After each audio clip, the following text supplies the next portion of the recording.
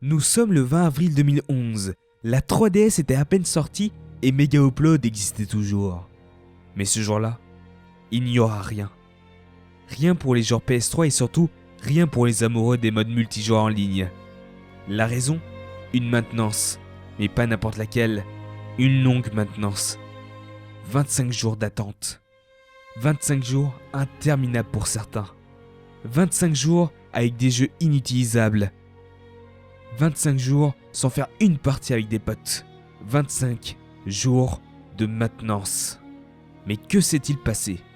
Tout commence le 11 janvier, lorsqu'un hacker nommé GeoHot, qui avait réussi à jailbreaker la PS3, se fait poursuivre en justice par Sony.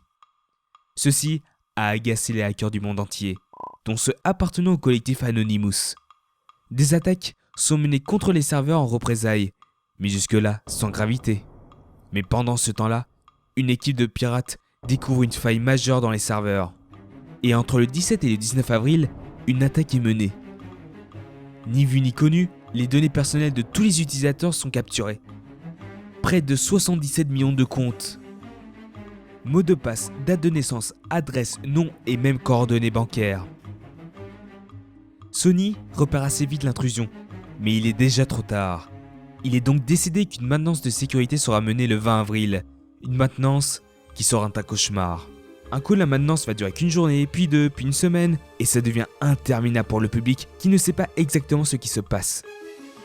Il faut attendre la conférence du 26 avril pour savoir à peu près ce qui s'est passé.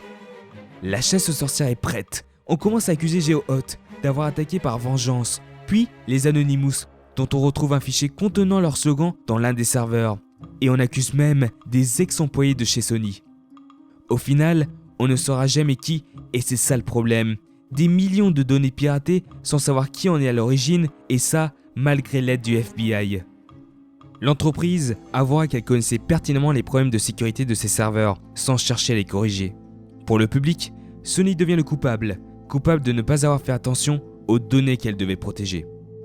Cette attaque a eu beaucoup d'impact sur la compagnie, plus de 2,7 milliards de dollars de pertes, mais c'est surtout son image qui en a souffert, et celui du PSN, leur service de jeu en ligne qui, au contraire de Xbox Live de Microsoft, était gratuit et était donc le principal argument de vente de la PS3.